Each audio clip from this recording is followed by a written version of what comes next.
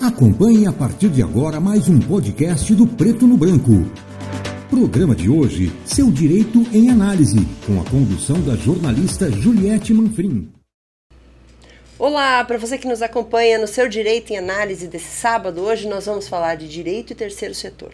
Uma dúvida que deve, ou várias dúvidas que devem acometer pessoas que estão ligadas ao terceiro setor. Nós temos muitas entidades, organizações não governamentais e, afinal de contas, quais delas não têm dúvidas sobre aspectos jurídicos? Muitas delas, inclusive, nasceram, se consolidaram e estão trabalhando sem um assessoramento jurídico. E o nosso objetivo hoje com o Dr. Jean Della Rosa é esclarecer essas dúvidas. Ele que é especialista, está atuando no setor, veio esclarecer uma série de dúvidas que chegaram dos nossos internautas. Doutor, seja bem-vindo no Seu Direito em Análise dessa semana. Muito obrigado, Ju. Fico muito feliz, agradeço o convite para estar aqui e falar sobre esse assunto, que é um assunto tão apaixonante. O terceiro setor normalmente envolve muitas paixões, porque no terceiro setor é desenvolvido um trabalho de interesse social, um trabalho de interesse público e social que é desenvolvido por entidades privadas, por particulares, você, cidadãos como nós comuns, que estão lá fazendo um trabalho que o Estado não consegue fazer, e por isso é importante essas entidades. E justamente por não ter fins lucrativos, né, muitas dessas entidades elas não têm um recurso financeiro para contratar uma assessoria jurídica, né? E acredito que muitas delas, inclusive, chegam com muitos problemas para vocês, né, para serem resolvidos já, né? Claro.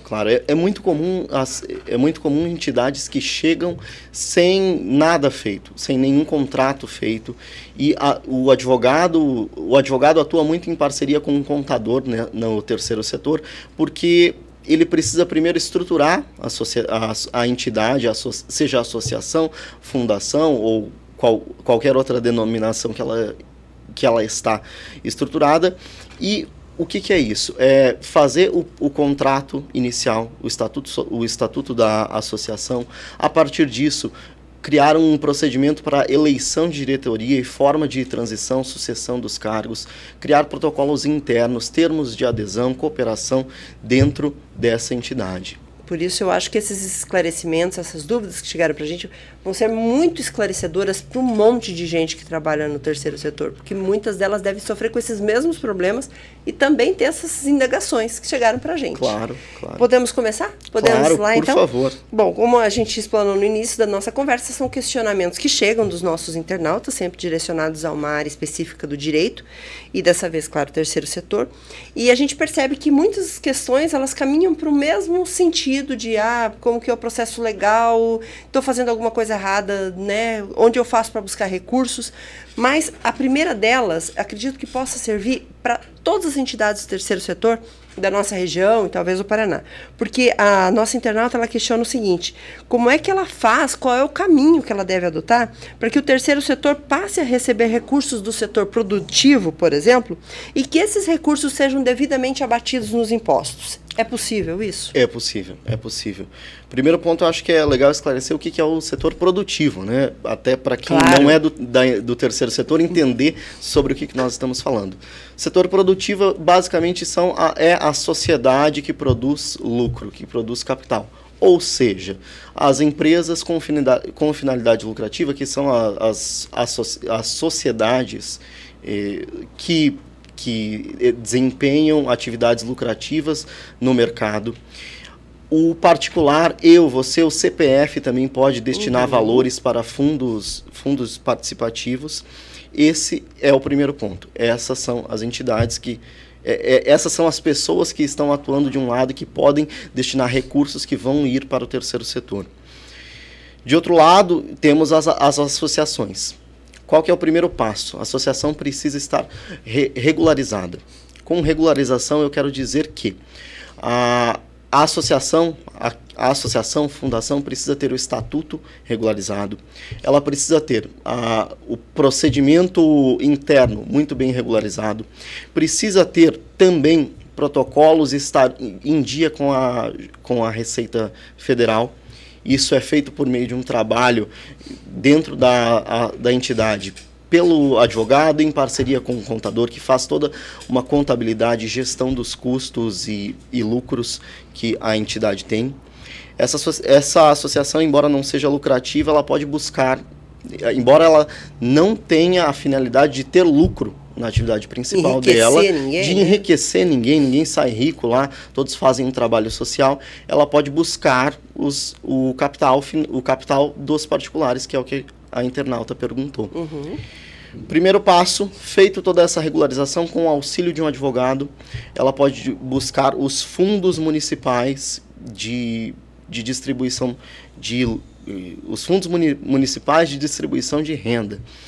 Cada município tem um certo fundo destinado para uma certa finalidade.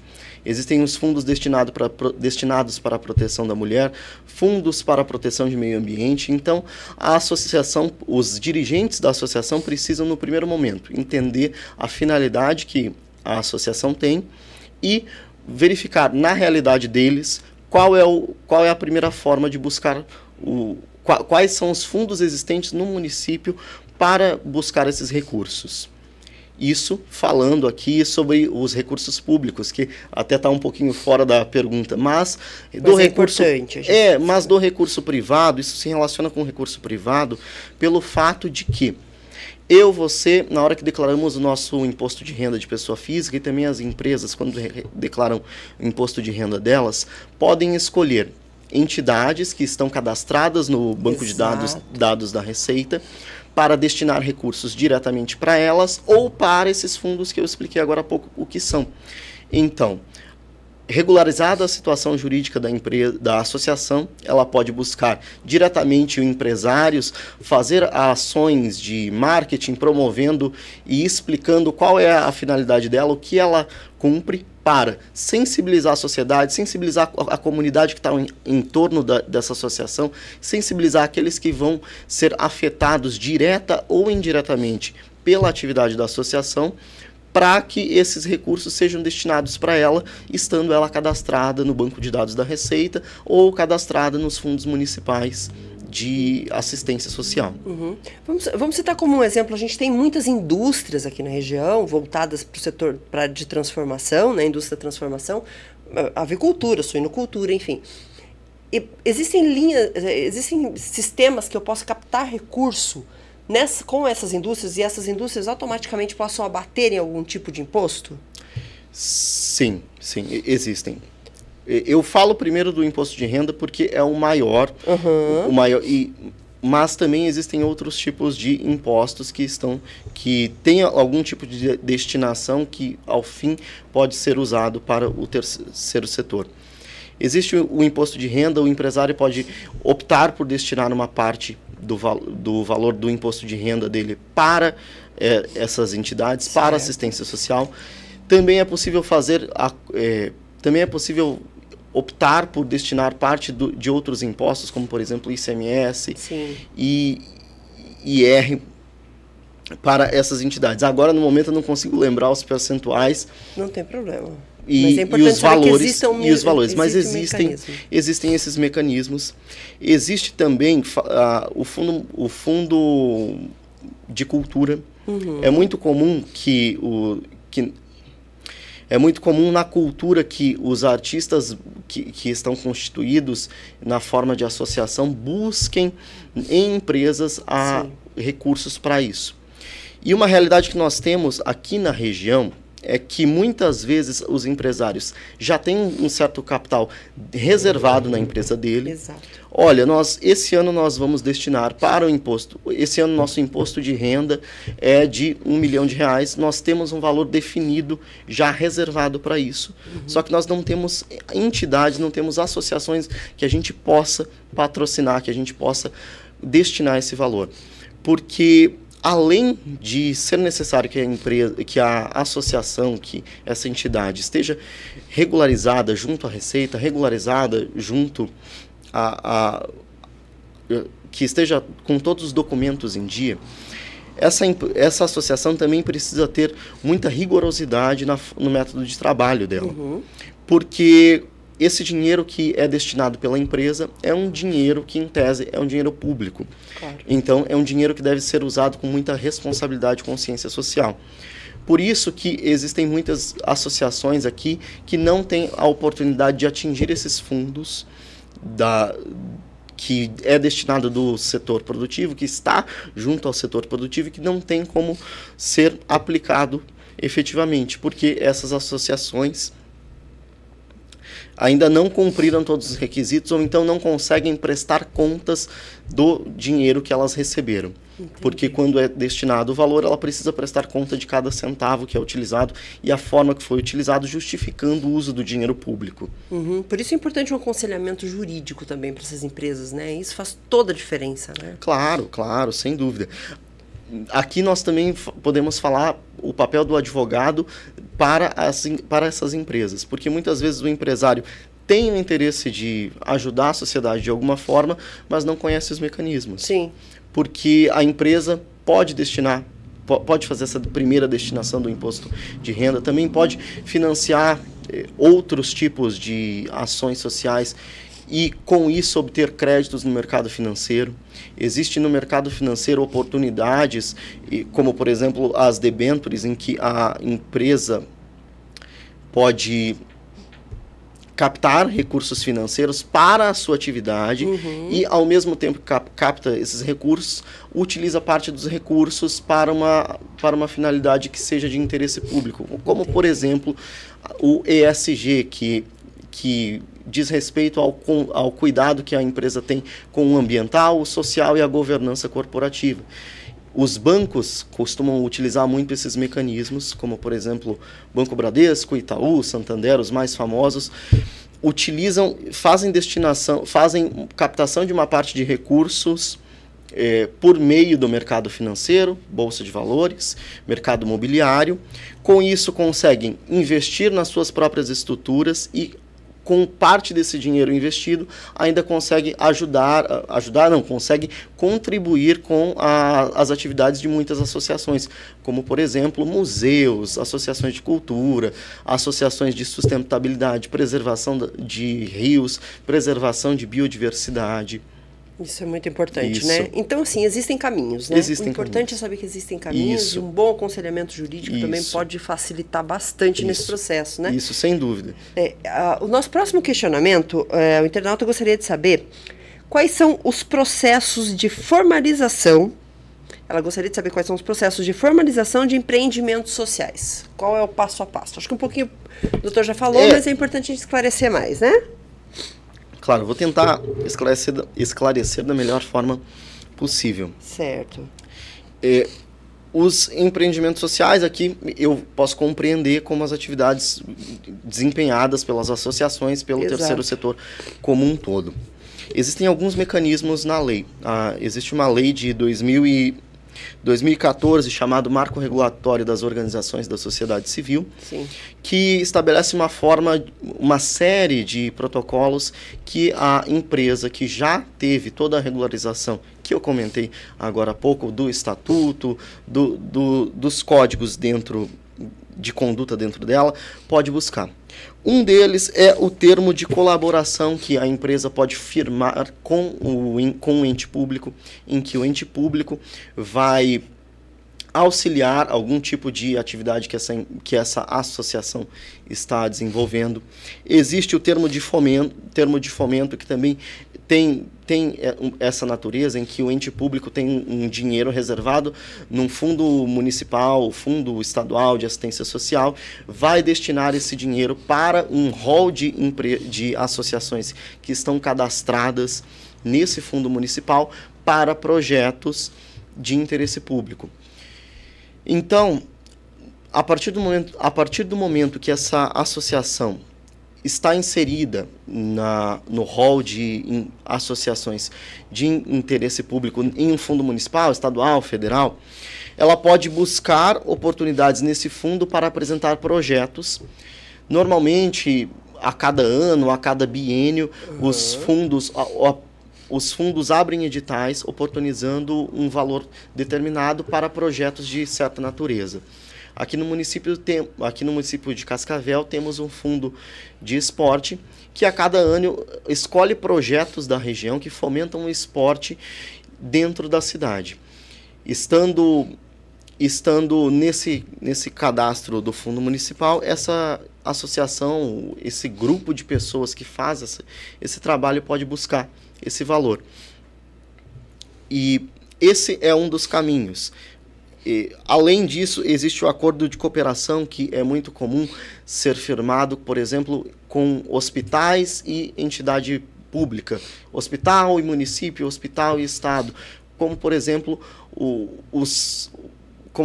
o atendimento que os hospitais privados fazem para o SAMU, fazem para o Sistema Público de Saúde, o Sistema Único de Saúde. Ali existe um termo de cooperação. Então, casas de apoio a auxílio de pessoas dependentes químicos, casas de apoio e assistência a idosos, juventude, podem entrar nesses fundos, podem pleitear recursos que estão disponíveis nesses fundos, de acordo com a necessidade, também com os interesses estratégicos que o ente público tem naquele ano, naquele momento que ele está abrindo o edital. Perfeito, ótimo. Vamos para o nosso próximo questionamento, que a pessoa gostaria de saber o seguinte, eu acho que esse também é outra dúvida que deve acometer todo mundo que está à frente ou numa diretoria de uma organização não governamental ligada ao terceiro setor. A pessoa gostaria de saber se a legislação brasileira hoje é suficiente para proteger e dar respaldo às organizações do terceiro setor. A legislação brasileira tem uma peculiaridade no que diz respeito ao terceiro setor. Não existe um código, uma lei específica que regula o terceiro setor. Existem muitas leis que estão espalhadas por todo o ordenamento jurídico. O ordenamento jurídico é todas as leis do Brasil. E aqui eu falo lei de município, estado e federação. Existem muitas leis que protegem, destinam recursos, dão respostas para o terceiro setor. Mas existe uma certa complexidade para entender e interpretar essa lei pelo seguinte: como existe uma pluralidade de recursos, pluralidade de entes e pessoas envolvidas, pessoas públicas, privadas, muitas vezes, por não ter uma assessoria jurídica e contábil adequada, pode não conhecer adequadamente os caminhos para buscar essa proteção jurídica. Mas existe o marco regulatório das organizações da sociedade civil, uma lei que foi promulgada no ano de 2014, teve algumas alterações em 2016, 2020, mas essa é uma principal lei que regula a forma como as associações e fundações, entidades do terceiro setor, cooperativas sociais também, a forma como elas podem atuar e buscar recursos.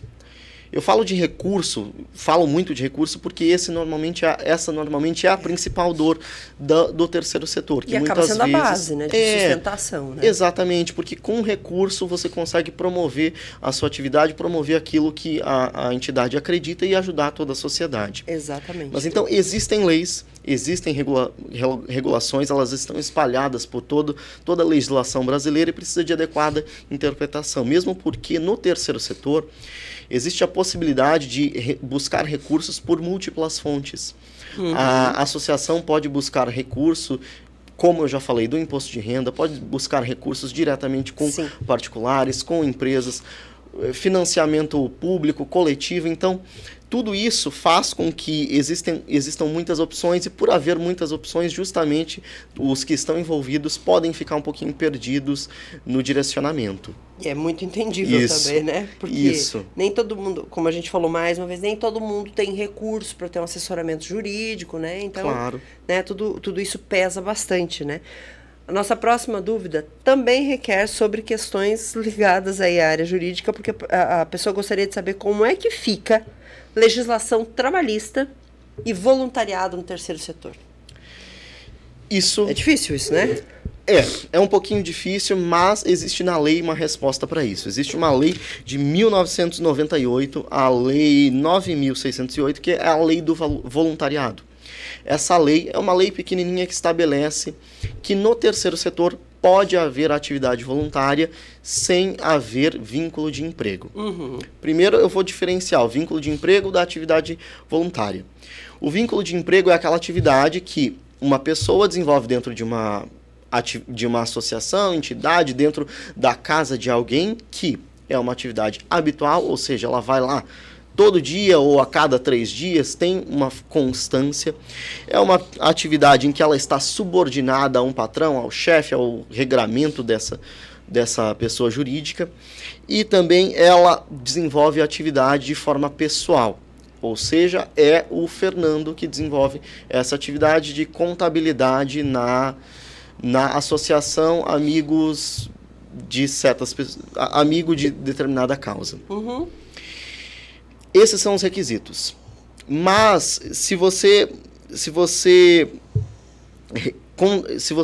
trouxer voluntários para a sua empresa que atuem, se você trouxer voluntários para a sua associação que não atuem de forma habitual, de forma subordinada, que não recebam dinheiro para isso, eles vão ser enquadrados na lei de voluntariado. Uhum. E a lei de voluntariado fala que, para a associação receber voluntários dentro dos seus quadros, ela precisa firmar um termo de adesão. O termo de adesão é um documento em que a associação vai fazer com o voluntário. Voluntário, você vai trabalhar aqui, vai desenvolver essa função, vai atuar em determinados horários, com tais responsabilidades, e em decorrência disso não terá vínculo de emprego.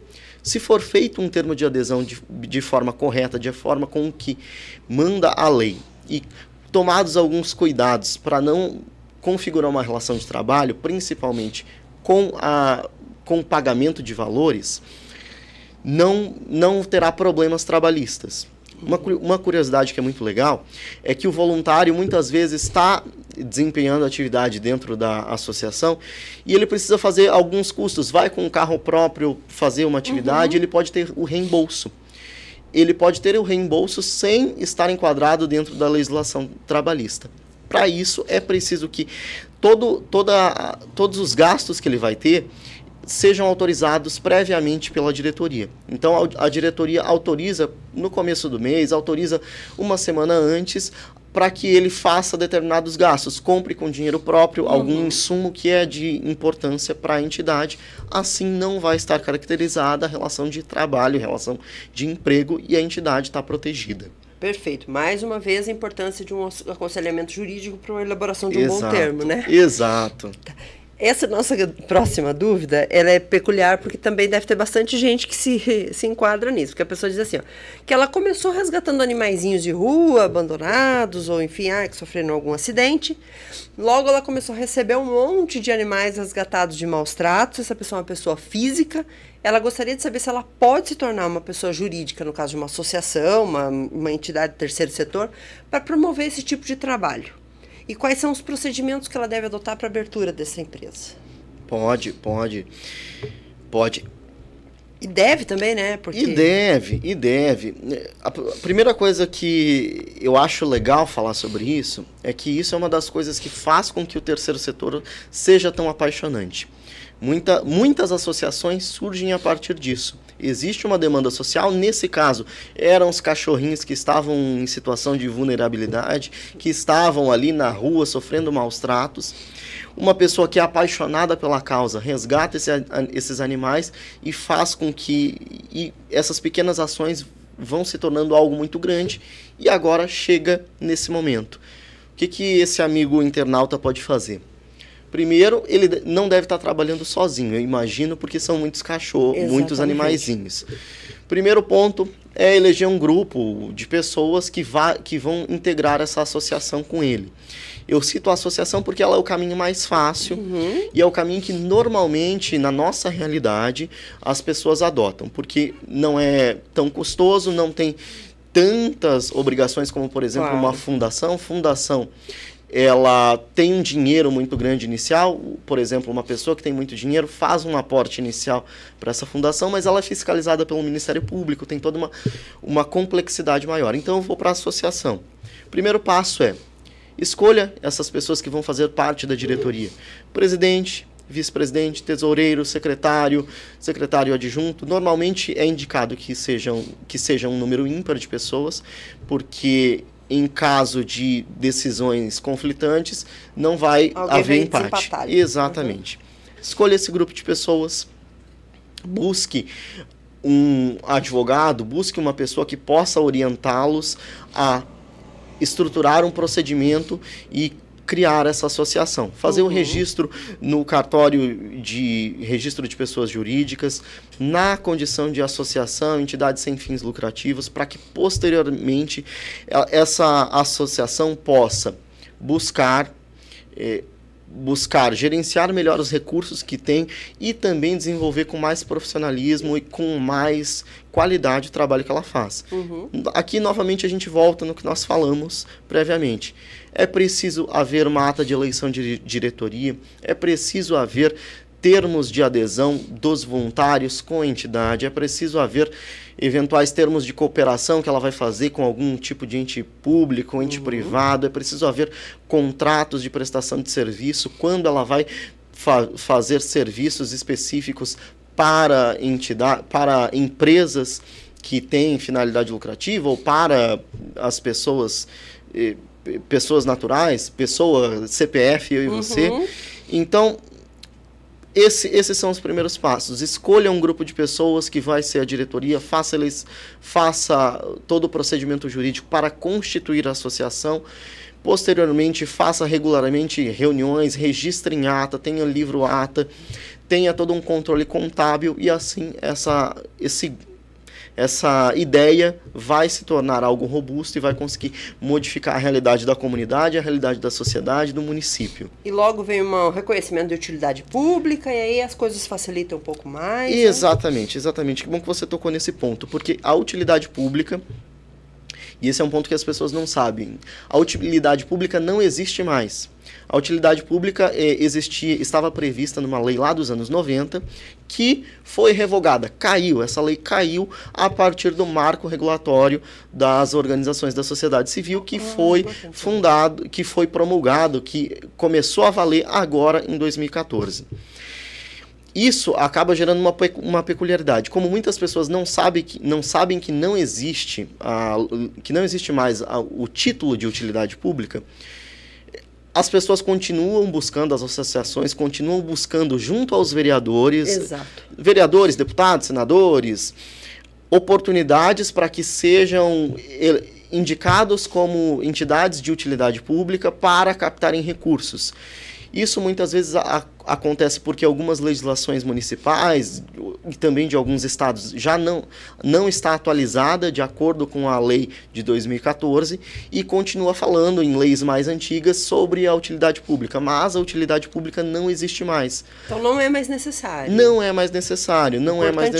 Então hoje essas associações vão buscar reconhecimento. Primeiro, vão ser constituídas como associações, sim. Posteriormente reconhecimentos de organização da sociedade civil, organizações de interesse público, mas que tem todo um regramento, toda uma lei diferente que começou a valer agora em 2014 e 2016. Perfeito. Isso é muitíssimo importante, porque eu acredito que, como muita gente não sabia disso ainda, inclusive pessoas que estão à frente dessas organizações, associações e entidades. Então é importante que fiquem atentos, até para não serem vítimas, às vezes, de atitudes politiqueiras também, né? Perfeito, porque isso a gente sabe que, infelizmente, existe. Muito ainda. Não posso...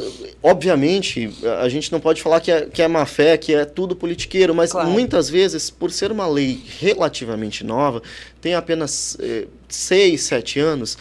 Muitas legislações municipais não foram adequadas, consequentemente, os legisladores, que são os vereadores, deputados, sim. Também não têm conhecimento disso e acabam levando para a discussão nas câmaras municipais, nas assembleias legislativas, toda uma discussão a respeito da eleição, da indicação de utilidade pública, sendo que isso já não tem muito valor jurídico. Então, que é preciso também um trabalho de toda a sociedade para conscientizar, para levar pautas para o legislativo e mostrar que as regras do terceiro setor precisam ser atualizadas para refletirem a realidade da nossa sociedade e também refletirem a realidade da legislação atual. Perfeito. Nosso próximo questionamento, doutor, eu acredito que boa parte dele já tenha sido respondida, mas a gente vai fazer mesmo assim, para se de repente tiver alguma informação complementar. A pessoa diz que ela tem uma associação, trabalha com uma associação que opera na capacitação de profissionais pessoas para colocar no mercado, colocar essas pessoas no mercado de trabalho. Ela gostaria de saber se ela pode capitanear recursos, se ela pode buscar recursos para essas capacitações. Acho que parte disso já foi respondido, né? Sim, parte disso já foi respondido, mas acho que vale a pena falar um pouquinho agora sobre o projeto. Já que essa associação já tem esse trabalho, já está estruturada e já está desempenhando esse trabalho, ela pode elaborar um projeto um pouco mais robusto agora. Pode criar protocolos e procedimentos internos para que no futuro ela consiga buscar junto a fundos de assistência social, fundos de distribuição de recursos, também junto a entidades privadas, recursos para firmar, recursos ou oportunidades para firmar termo de fomento, termo de cooperação e acordos de cooperação junto a essas entidades, a essas pessoas, a esses atores da sociedade. Perfeito. Doutor, nosso último questionamento, ele é bastante delicado e eu acredito que também deva acontecer com muita frequência diante de uma situação da gente está recebendo muitos migrantes, muitos refugiados, né? Essa entidade, ela trabalha com migrantes e refugiados num processo de acolhimento, colocação no mercado de trabalho. Eles estão numa tratativa para tentar trazer os familiares desse estrangeiro, mas eles não estão conseguindo de forma alguma trazer os familiares do estrangeiro para conviver com ele aqui na região. Essa pessoa gostaria de saber como que é o procedimento, se existe algum mecanismo jurídico ao qual eles possam acionar para que eles possam trazer essa família para cá. Entendi. Realmente esse é um assunto muito delicado e muito contemporâneo, né? Exatamente. Nós estamos vivendo em meio a 3 guerras. Existem guerras no Oriente Médio, na Ásia, mais uma ali no meio dessa região.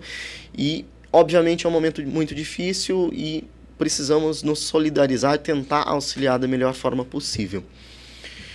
Acho que a primeira coisa é tentar entender exatamente o motivo dessa dificuldade em trazer essa família para cá. Aqui na pergunta acho que não tem muitas informações, eu precisaria de um pouquinho mais de informação para entender, porque a gente precisa entender se está havendo algum tipo de dificuldade no país de origem, que é no país que está na região de conflito ou que está em uma situação de vulnerabilidade, ou se está sendo algum problema exclusivamente financeiro, verba para trazer essas pessoas para cá, ou se existe algum problema de adequação junto à nossa legislação. Mas é muito comum que entidades que desenvolvem esse trabalho busquem junto à Receita Federal, junto à Polícia Federal, fazem primeiro junto à Polícia Federal um trabalho para trazer essas pessoas, fazer toda a documentação deles. Não sei se o problema está aí, mas talvez esse familiar que está aqui precise regularizar de alguma forma a documentação dele para trazer esse grupo.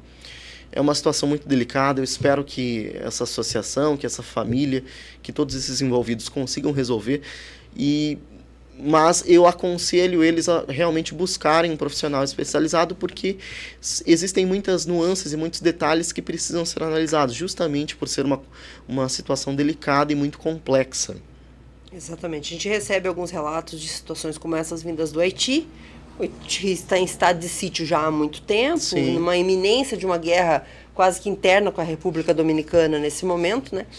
Mas, de fato, acho que a pessoa pode depois também entrar em contato com o doutor, de repente, para mais esclarecimentos, né? Sim. O recomendado é buscar um especialista, uma pessoa que de fato entenda e que possa auxiliar e responder todas essas dúvidas de acordo com o caso prático. Claro. Porque no direito a gente tem essa peculiaridade. A lei fala algo, mas nós precisamos compreender um pouquinho melhor sobre o caso prático para tentar ajustar a lei àquilo que está acontecendo na realidade e dar a melhor solução para aquele caso. Bem, doutor, os nossos questionamentos, as nossas dúvidas sobre o terceiro setor eram essas. A gente tem plena consciência de que deve ter mais uma centena de dúvidas de pessoas que estão à frente de entidades e organizações. Se alguém que acompanha o nosso bate-papo precisar de mais esclarecimentos, pode procurá-lo. Claro, eu estou disponível nas redes sociais e, como eu disse no começo, o terceiro setor é muito apaixonante porque é uma forma de tentar mudar a sociedade a partir de pequenos movimentos que são feitos por pessoas individualmente em um primeiro momento, que acaba tomando corpo e mudando a realidade, a realidade da comunidade. Exatamente. Isso é muito bom, isso traz muita satisfação para todos que estão envolvidos no processo. Exatamente. As pessoas podem encontrar o doutor no Instagram? Podem me encontrar no Instagram, meu nome é Jean Dalla Rosa, estou nas principais redes sociais, LinkedIn, Instagram e Facebook com esse nome. Eu estou sempre disponível para conversar e, novamente, eu reforço. Sempre que alguém está disposto a criar uma ideia, um projeto para ajudar a sociedade, faça isso, mas faça isso com muita consciência, faça isso aconselhado por um especialista, porque dessa forma o projeto vai ter frutos muito mais duradouros, muito melhores. Exatamente. Doutor, mais uma vez, muito obrigado por ter aceito o nosso convite, viu? E as portas seguem abertas para próximos bate-papos, que certamente virão outros questionamentos aqui sobre o segmento. Claro, perfeito. Muito obrigado. Mais uma vez, obrigada. E para você que nos acompanhou no seu Direito em Análise dessa semana, nós voltamos na próxima semana com um novo tema. Até lá. Tchau. We'll be right back.